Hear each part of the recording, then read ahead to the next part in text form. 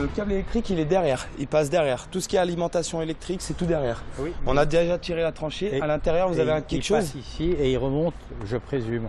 Si en coulisses, la polémique continue autour du relogement des demandeurs d'asile albanais du pont Kirchner, sur le terrain, le village de containers, lui, prend forme. C'est Alain Sidbon, spécialiste de ce type d'installation, qui est chargé de les aménager. Vous avez ici une chambre avec les lits pour les enfants.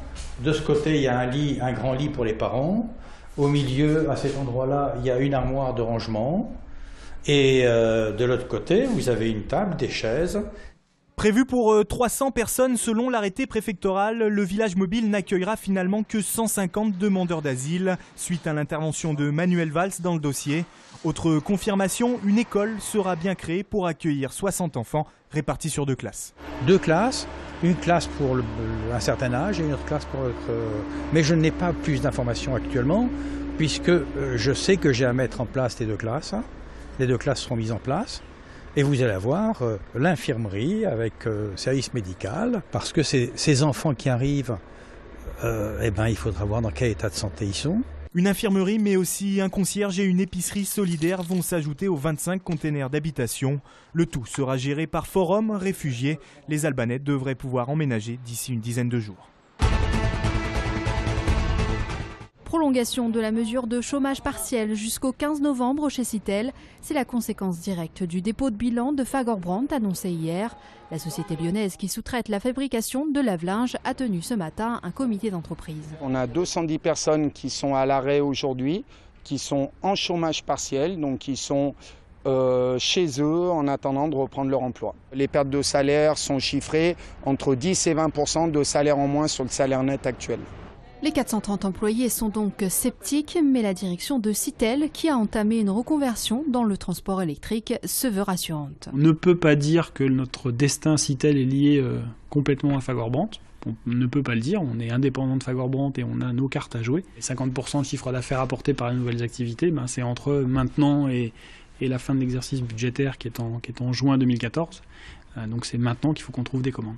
Un nouveau comité d'entreprise doit se tenir demain. Les salariés devraient savoir si oui ou non la production de lave-linge doit reprendre.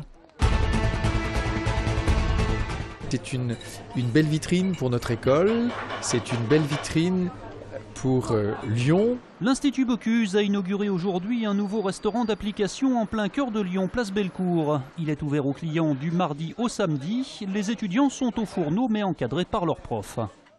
Là, l'enjeu, c'est qu'ils soient acteurs tout en ayant conscience qu'ils ne peuvent pas la jouer solo, ils doivent la jouer en équipe.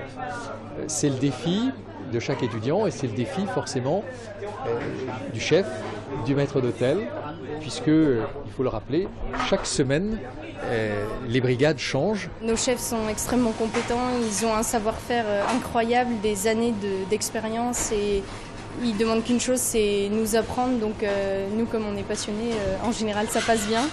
Ce nouveau restaurant d'application s'ouvre aussi aux cuisiniers amateurs puisqu'il va proposer des cours grand public. C'est un chef, qui est le chef Philippe Jousse, qui anime ces cours qui sont disponibles sur Internet. Cours qui peuvent être proposés pour une demi-journée, une journée.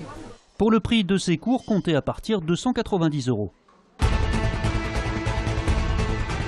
Vainqueur à domicile 1-0 des Croates de Rijeka au match aller. C'est avec un groupe rajeuni que l'OL s'apprête à disputer sa 4e rencontre d'Europa League ce soir en Croatie. Sarr, Tolisso, Ferry, Fekir, respectivement 20, 19, 21 et 20 ans, devraient être titulaires.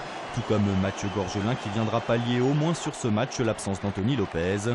Les Lyonnais sont actuels co-leaders du groupe I. Coup d'envoi de la rencontre 21h05. Ce week-end, le foot à son derby, Saint-Étienne-Lyon et le rugby aussi. Dimanche à 15 h, le Loup accueille Bourgoin au Matmut Stadium pour le compte de la 10e journée de Pro D2.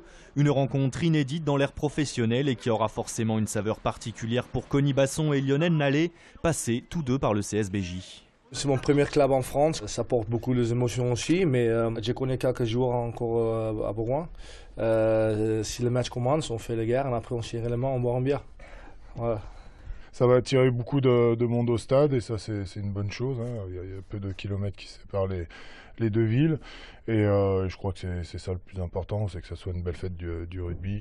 Une belle fête en tribune mais pas forcément sur le terrain car contre des Bergaliens 7e au classement et qui restent sur une belle victoire face à Pau, le leader n'aura pas la tâche facile.